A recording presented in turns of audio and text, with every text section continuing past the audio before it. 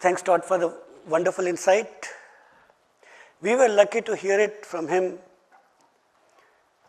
long time back. And long time is months, not years. The time has changed, especially with AI. So we went back to drawing room and thought, if we have to start AiDASH again, what will we do? Will we build IVMS, Ames, Storm, Wildfire, A, B, C, or will we do something else? The answer was simple. We have to build a unified system that breaks all the silos, that talks about the grid, not the program as Todd mentioned, and gives an ability to interact across all the activities you do together. We chose to call it PreventionFirst. This is not something which AiDASH alone did. We did it with all our partners, and I thank all the partners for that. The idea is simple, that utilities can take control of entire grid using a prevention-first approach. Now again, the sales wants to talk about why, but yeah, reliability, resiliency, affordability, these are important aspects. Vegetation is single largest risk. That's why we started with vegetation management. We'll continue to focus on vegetation management, but other risks cannot be ignored. Vegetation causes 40% outage during blue sky days, but assets also cause almost the same amount of outage during blue sky days, and there are some other causes of outages. And during storm, the condition is different. Vegetation causes almost 80% outage. Assets are responsible for remaining 20% or so. As far as wildfire is concerned, vegetation is responsible for almost 40% wildfire. Assets are responsible to trigger almost 30% wildfire, and there are many causes like birds, animals, and human causes which are responsible for the rest. So it's important for regulators, customers, and insurances, all of them expect that utilities prevent these risks in a holistic manner, not just respond. Yes, wildfire is upcoming, or cameras told us that wildfire is here. Let's do something.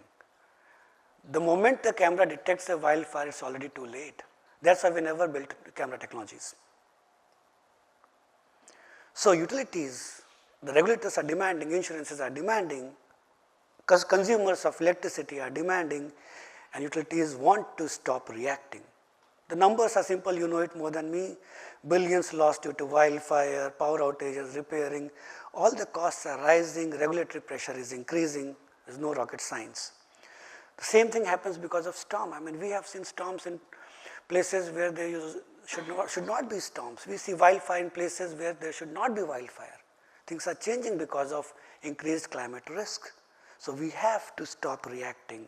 We have to be preventative. To do that, as we partners sat in a couple of multiple events prior to this event, and we came up with something which we called a 3-time horizon actions. So there are 3 time horizons on which utility should think. First is emergency, which is horizon 1, 0 to 7 days. Second is maintenance, which is horizon 2, 3 months to 3 years, maybe 5 years for some utilities. So that's the ballpark numbers. And third is capital, the long-term planning. So all our activities need to consider these 3 time horizons. When we dive deeper into emergency, and we have many deep dive sessions which will follow this, we need to be aware of where my vegetation risk, asset risks are. If the day is hot and windy, I need to see where my fuel load is, what is my burnability, what is my ignition risk, spread consequence, etc., which comes from partners like Technosilo, for example, right? So all these informations are needed. Imagine a simple situation, possibility of an integrated technology, where the incident response team of a utility is sitting in the control room. They see wildfire risk from the meteorologist or weather tech companies, or AiDASH or some softwares, whichever you use, but assume softwares are talking to each other. There is an increased risk of wildfire in next 3 days. What do we do? IVMS tells them that these are the circuits overlapping with wildfire risk where you have a lot of ground fuel. In 3 days, you cannot remove all trees, but you can possibly remove the brushes. And our partner BurnBot, hope you saw their trucks outside. IVMS can tell them, or AiDASH platform can tell them that which circuits are high wildfire risk circuits with lot of dry grasses and fuel load, and the bots can go remove those grasses automatically. Right. When we talk further, TechnoSilver can tell how this ignition, if it happens at this place because of failure of the transformer, can spread and the consequence of it, and using that data, the utility can instruct Schneider ADMS to do a PSPS or EPSS. So that is how integrated technologies will talk. This is not AiDASH, this is not any one company, this is all companies talking together. What we do for emergency must also be replicated for day-to-day maintenance, which is our normal routine time horizons for vegetation management, asset management. We have to work in cycles, we have off-cycle risks. Because certain regions have generally high wildfire risk in next 12 months or generally high storm risk in next 12 months, I can perform various medium term or short term mitigating actions like aggressive veg management, obtaining ground to sky clearances, etc., etc. That will reduce the likelihood of wildfire, that will improve resilience, improve reliability. And as we continue to do our maintenance year after year, there is a situation where we have to judge, is 10 years of aggressive vegetation management in this place better than covering conductors or undergrounding some lines? Is it better for us to get excessive clearance more than 10 feet in these circuits because risks are so high? Let's do a proactive edge management, do a lot more in first 2 years and be happy in the remaining years. That is the horizon 3 or capital. So the awareness and ability to take decision and action across all 3 time horizons are necessary for a prevention first platform.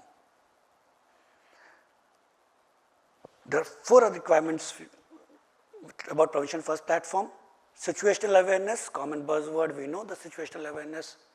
If it rains now, we are indoors, nothing will happen. But in the evening, if it rains, we're in problem. So we have to be aware of situation. The need to do surgical action, the money is limited. Even if money becomes unlimited, the manpower is limited. As Todd said, the actual work has to happen on field.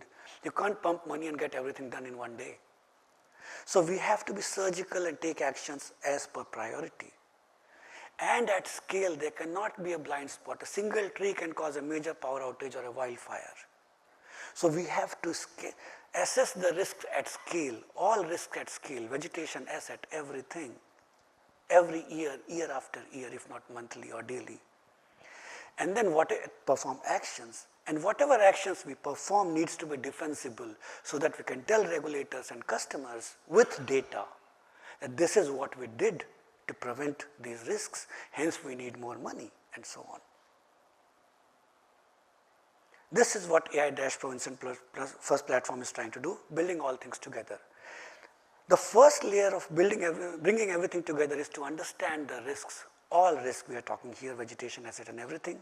For that, we do what we call a satellite first grid inspection.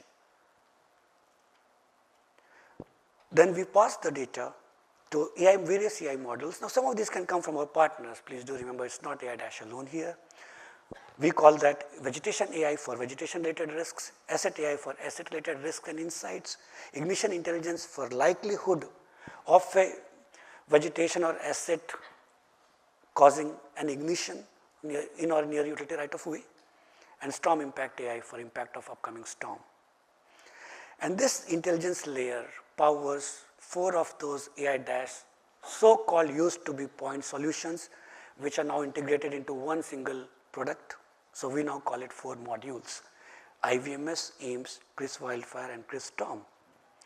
Again, they won't exist in silos. They will be integrated with ADMS, including Schneider ADMS, GIS, TechnoSilver, BurnBot, work management systems, any system you have.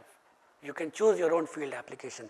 AiDASH has a field application, we are proud of it, but we don't insist to use our field application. Whatever field application you have, we integrate. So all the risk and intelligence gets transferred to any tool you have and is available to every person, from the management to control room to planners to field crew. This is what prevention first is, which means now you have no blind spot or very few blind spots. Intelligence is unified across all programs and activities which you do. You can act precisely and surgically, getting maximum value of your dollars.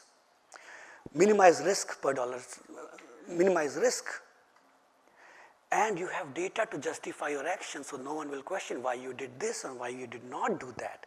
That is what prevention first is. Now, prevention first is the goal. To achieve that, the first aspect is to understand the risk, and the technology behind it is what we call satellite first. That is our transition of AiDASH from satellite only to a satellite first company, which is the remote sensing technology that powers prevention first. Now, what satellite first is?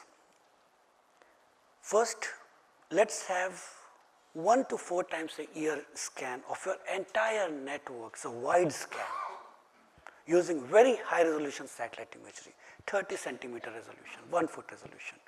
So we know holistically all the situations on our grid. We know every tree, we know every pole, we know the terrain, the accessibility, etc. But 1 to 4 times a year is not enough for wildfire.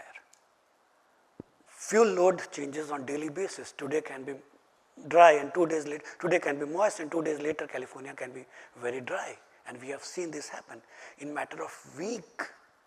Situation change from highly moist grasses to very dry burnable grass.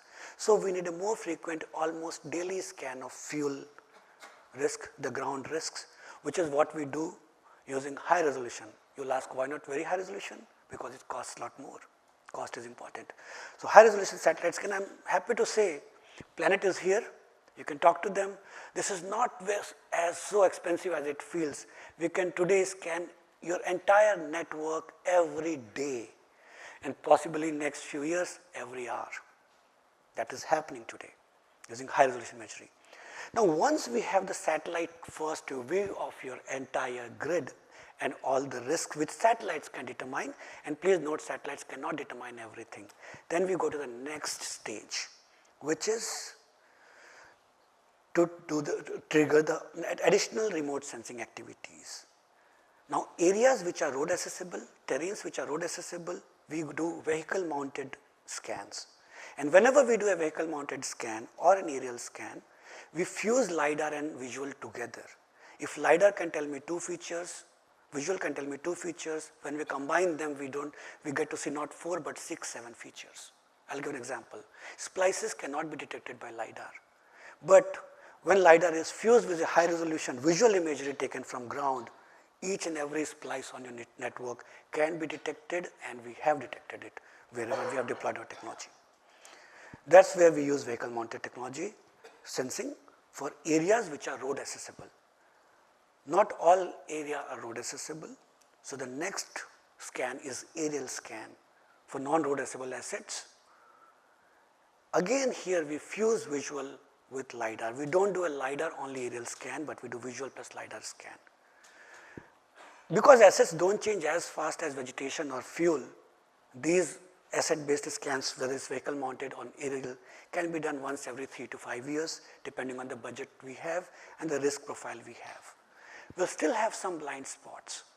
That is where drones or manual patrol comes into play on an ad-needed basis. For example, using drone, we can do a partial discharge analysis for circuits which are in high wildfire risk area and where we have a lot of volt transformers and so on.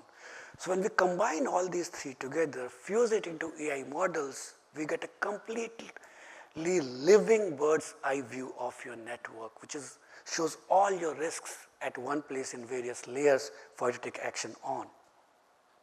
Most importantly, all the risks which we assess are searchable, indexable, and cost effective to collect.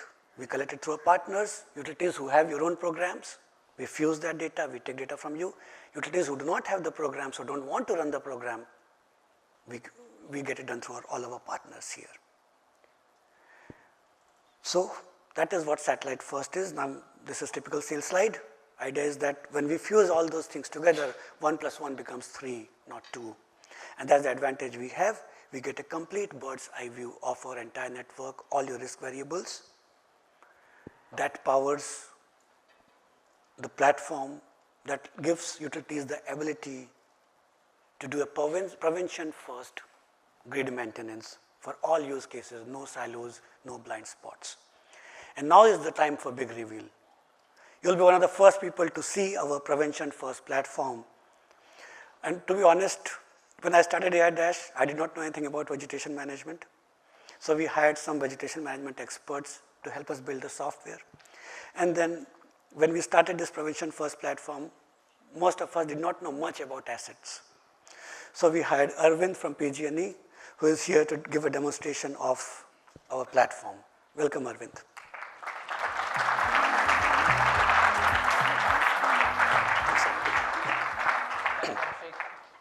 I feel like I need to be in my best behavior today. Not just my current boss, but my old boss from PG&E is here too. Hey Jim, where'd he go? Is he here still? All right, there he is. All right, so when I was working in PG&E, managing as an asset manager 10,000 miles of overhead distribution network, some of the things that Todd mentioned really hit home. Every time there was a problem, something failed, the question was, why did you not fix it? How did you not know this? 6 years ago, when Jim and I used to talk, that was a big challenge. That meant calling up veg management team. Hey, do you know what this looked like 2 years ago or 1 year ago or 6 months ago when you were there? Maybe calling up somebody from the inspections team, ground inspections team, doing compliance inspection. All this data was in multiple places. But the best part today is that's changing. The technology is here to bring all this information, put it in a structured data set that you don't have to do all this anymore. So I'm excited to present to you guys what we have built for this challenge that Todd talked about, that we heard from a lot of our customers, and it's very near and dear to me too. All right. So what you all are seeing here is a digital network of a 3D representation with geospatial view of the entire network.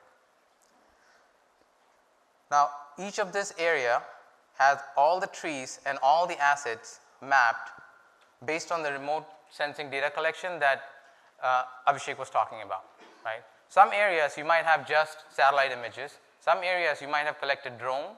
Some areas you might have done vehicle mounted camera and LiDAR, but all that gets fused together into one location.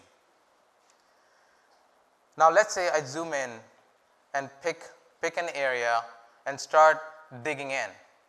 Well, it's great, Arvind, I can see all this information, but what about that pole? What do I know about that pole? Let's click in. So here's a pole here, and let's see what it's saying. All the information that was captured from AI is all in here. What's the height that we got from the LiDAR data? Is the pole's trussed? All that information, but not just that, the image that was captured while we were doing this collection is there. Imagine having the ability to see all your images from all your collection in one location. Now, the great part here is you also have a temporal view.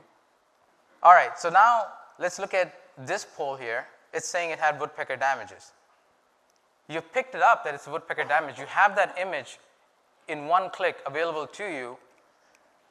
And not only that, you can view a temporal view of what did this look like a few years ago. Now this is dummy data because we haven't done so many collections.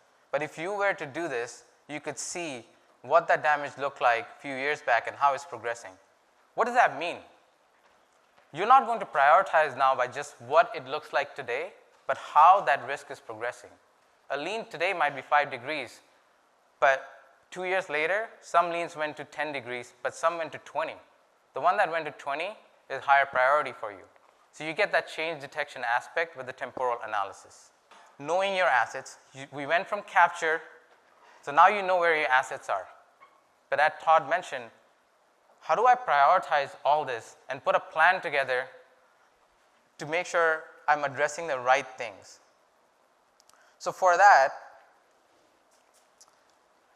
we have an asset control center here.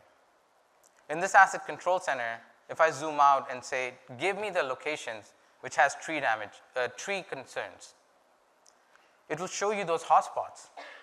Well, but don't stop there. You need to verify, are these hotspots real conditions? Do I need to address this condition today?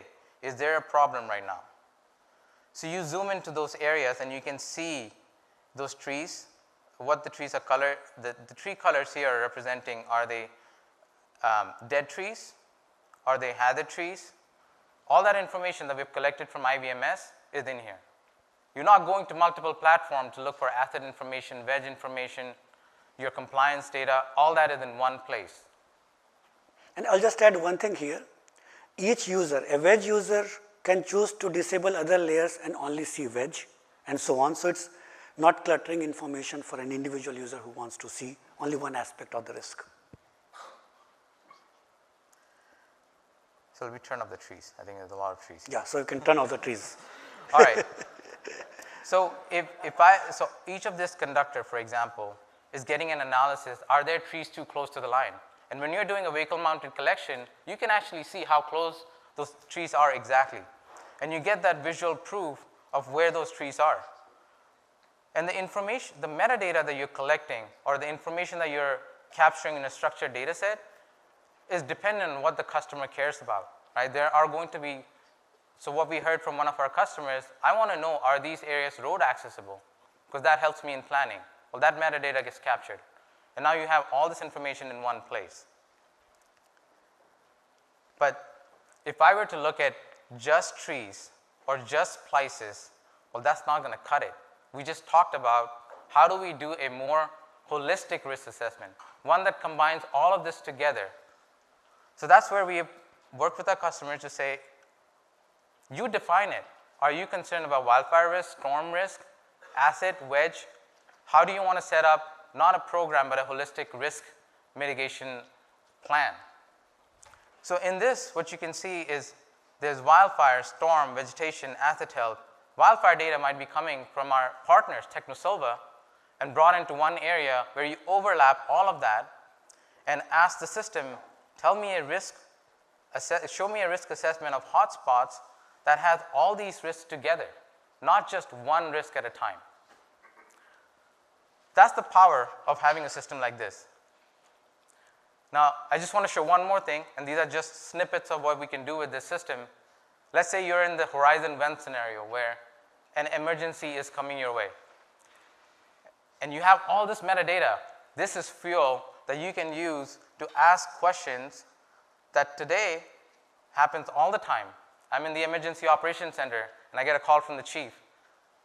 Arvind, what are the asset damages, veg damages on this specific line? I need to know now. That would have meant spreadsheets. That would have meant calling people again. Not anymore. You can ask, give me or show me, let's see if I can type this. Show me spans with high vegetation issues. The system analyzes all the metadata, and you now interact with the system using natural language.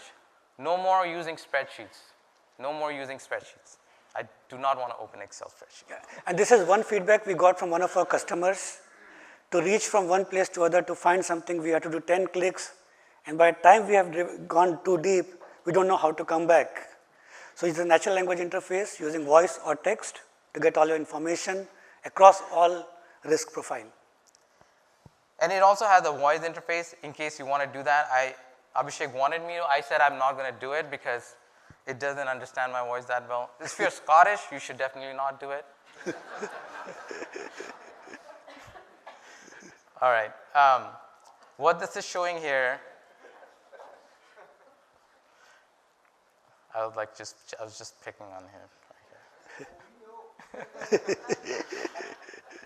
All right, what you can see here, there are 37 conductor spans that the system is saying which has high vegetation issues.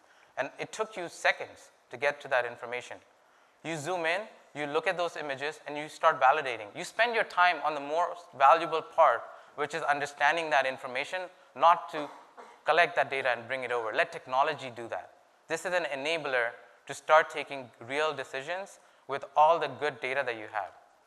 I'm just going to show one more thing which you could do where, let's say there was a storm risk approaching, and you wanted to know, are there any poles that have high to medium lean? You could ask that question.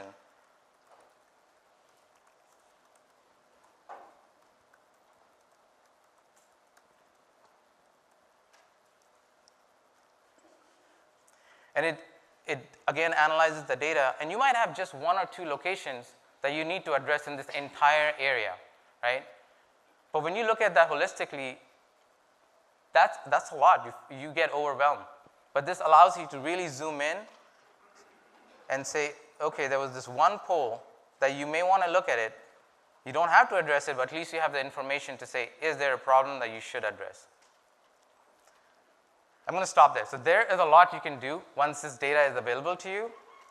But again, this is just the starting of how a technology can be an enabler for the people that are on the ground, that are people in the operations center, that are people doing the real work, can leverage this to be a lot more productive and take a lot more data-driven risk decisions. Yeah, and all the data which we see here, like you got the list of poles who have high lean. These can be exported as Excel, PDF, or fully integrated with AiDASH mobile application or your own existing work management system. So it's an end-to-end continuous operation which you can perform from this.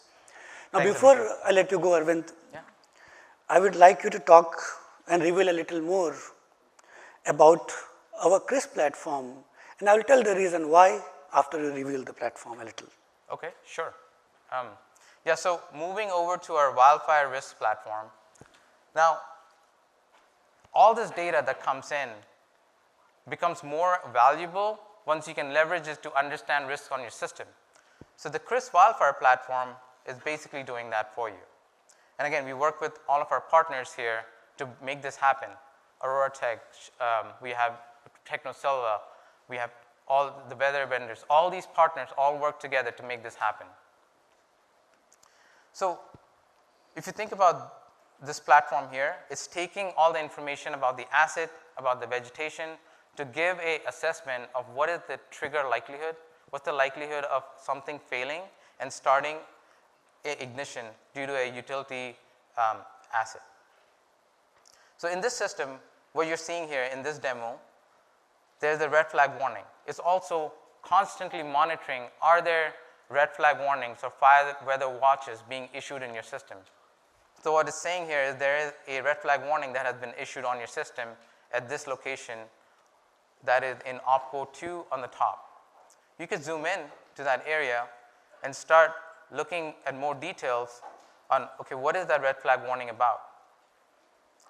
You can start looking at the actual circuits that got impacted due to that red flag warning.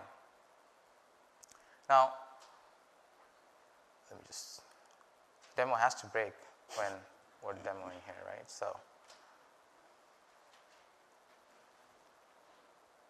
once you get into the subregion 4, you can see here are circuits that are in here that are on top of your red flag warning. So very quickly you can see which circuits are impacting your red flag warning. You don't need to go and pull this information from 3 different systems to say and overlay it with your circuit. But beyond that, you can click into this specific circuit and see what's driving the risk here. Is the veg condition bad? Is the surface fuel bad? So this surface fuel data comes from our Planet partner that Abhishek was talking about. We leverage that to understand what's the burnability of the fuel right next to the asset. We look at the asset health risk, the veg risk, and all that's get put together to understand what the risk is that you should be worried about at each location. Now, I know we're running out of time, so I'm going to stop here, but I would love for you guys to come and see the demo and ask more questions about all this. Yep. Thanks, Arvind. Yeah. And now the one last thing.